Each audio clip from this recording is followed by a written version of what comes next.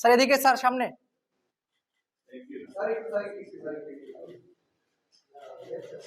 আমি সপরিবারে ভোট দিতে এসেছি এবং সত্যিকার অর্থে সারা জীবন চাকরি করেছি, ভোট দেওয়ার সুযোগ হয়নি, প্রথমবারের মতো ভোট দিলাম আমি নিজেও, বিইং ইলেকশন কমিশনার। হ্যাঁ, আমার সাথে আমার পরিবারের সকলেই এসছেন। আমার গ্র্যান্ডসনকে আপনারা দেখেছেন, তাদের ভবিষ্যৎ বিনির্মাণের জন্যই আমরা কাজ করছি। আলহামদুলিল্লাহ, so far so good. Election অত্যন্ত সুন্দরভাবে অনুষ্ঠিত হচ্ছে, এখানে কোনো এমনকি ভিড়ও নাই, পর্যাপ্ত স্পেস আছে। আমি দেখলাম প্রথম ঘন্টায় 150 জন ইতিমধ্যে এই কেন্দ্রে ভোট দিয়েছেন। আমি এজেন্টদের সাথে কথা বললাম, তারাও অত্যন্ত সন্তুষ্ট ভোটের পরিবেশ নিয়ে, যেভাবে ভোট অনুষ্ঠিত হচ্ছে।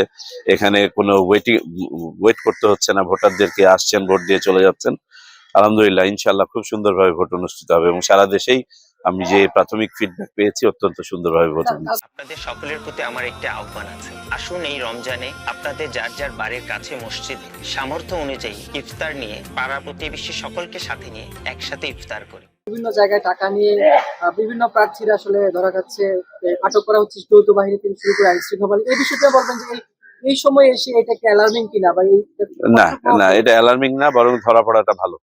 যদি কেউ কোনো অসৎ উদ্দেশ্য নিয়ে টাকা ব্যবহার করতে চায়, তারা সতর্ক হয়ে গেছেন, আমি শিওর যে এখানে কাউকে ছাড় দেওয়া হবে না। এবং কেউ যদি ভেবে থাকেন যে ভোট কিনবেন, আমার মনে হয় না এবারে সেই প্রয়াস বা উদ্যোগ সফল হবে। তো আমি বলে নিই। আর কিছু কিছু বিষয় আছে সোশ্যাল মিডিয়াতে আসছে, সেগুলো ভেরিফাই করার পরে বলা যাবে। তবে যা কিছু এই পর্যন্ত এসছে, কমিশন পর্যন্ত আসে নাই, আসার প্রয়োজন হয় না, স্থানীয়ভাবেই সবকিছুর বিরুদ্ধে ব্যবস্থা নেওয়া হয়েছে। আমরা এইটাই চাই যে যেখানে যা ঘটবে, কেউ ঘটার কোনো প্রয়াস পেলেও যেন সাথে সাথে সেটার বিরুদ্ধে ব্যবস্থা নেওয়া হয়। স্যার, একটি বিষয় সেটি হচ্ছে, মানে আমরা একটি পুরনো জিনিসের আবারও রিপিটেশন দেখলাম, সেটা হচ্ছে বিশেষ করে যে মূল যে দুটি দল এবার নির্বাচনে অংশ নিয়েছে, বিএনপি এবং জামায়াত ইসলামী। এর আগে আমরা নির্বাচনের আগে দেখেছি, নির্বাচনের আগের দিন তাদের পক্ষে বিপক্ষে নানা ধরনের তথ্য ছড়ানো হয়। সেই জায়গা থেকে কিন্তু এবারও কিন্তু ব্যতিক্রম মানে হয়নি।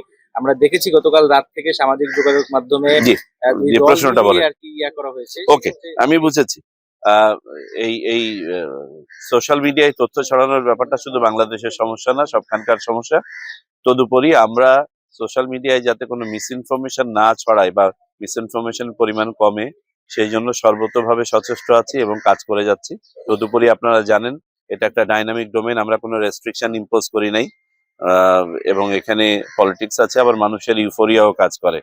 তবে অ্যাট দ্য সেম টাইম আমি এটা বলবো যে দিন শেষে আপনারা যারা মূলধারার মিডিয়া আছেন, আপনারা সত্যটা প্রকাশ করেন এবং মানুষ সত্যটা জানে।